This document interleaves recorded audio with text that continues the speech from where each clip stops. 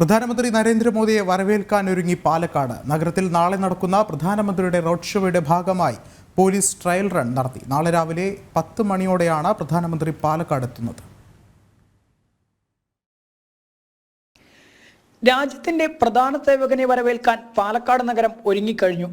നാളെ രാവിലെ 10 മണിയോടെയാണ് കോയമ്പത്തൂരിൽ നിന്നും ഹെലികോപ്റ്റർ മാർഗം പ്രധാനമന്ത്രി പാലക്കാട് എത്തുക. മേഴ്സി കോളേജ് ഗ്രൗണ്ടിൽ ഹെലികോപ്റ്റർ ഇറങ്ങുന്ന പ്രധാനമന്ത്രി റോഡ് മാർഗം 5 വിളക്കിലെത്തി ഹെഡ് പോസ്റ്റ് ഓഫീസ് വരെ തുറന്ന വാഹനത്തിൽ ജനങ്ങളെ അഭിസംബോധന ചെയ്യും. 5 വിളക്ക് മുതൽ ഹെഡ് പോസ്റ്റ് ഓഫീസ് വരെ കോർട്ട് റോഡിൽ റോഡിന്റെ ഇരുവശവും ബാരിക്കേഡുകൾ ഉൾപ്പെടെ സ്ഥാപിച്ചു കഴിഞ്ഞു.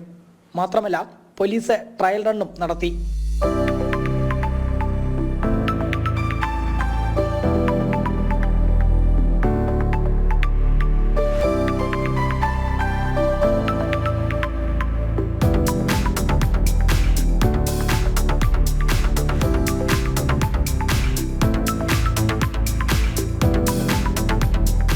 രണ്ടായിരത്തിലേറെ പോലീസുകാരെ സുരക്ഷയ്ക്കായി നഗരത്തിന്റെ വിവിധ ഭാഗങ്ങളിൽ വിന്യസിച്ചിട്ടുണ്ട്.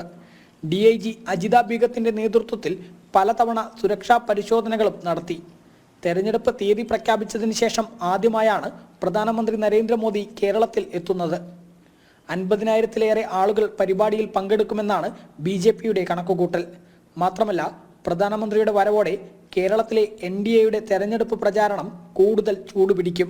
കേരളത്തില് ഈ തെരഞ്ഞെടുപ്പ് പ്രഖ്യാപിച്ചതിന് ശേഷം കേരളത്തിലെ തെരഞ്ഞെടുപ്പ് പ്രചാരണങ്ങൾക്കുള്ള ഔദ്യോഗികമായ തുടക്കം കുറിച്ചുകൊണ്ട് നാളെ കാലത്ത് 10 മണിക്ക് പാലക്കാട് നടക്കുന്ന ഈ റോഡ് ഷോയിൽ കൂടി അദ്ദേഹം ഈ പരിപാടി ഉദ്ഘാടനം ചെയ്യും.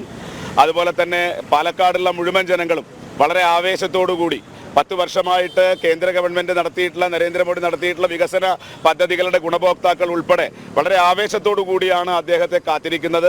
വളരെ വലിയ ആവേശമാണ്, വളരെ വലിയ ആകാംക്ഷയാണ് ജനങ്ങൾക്കുള്ളത്.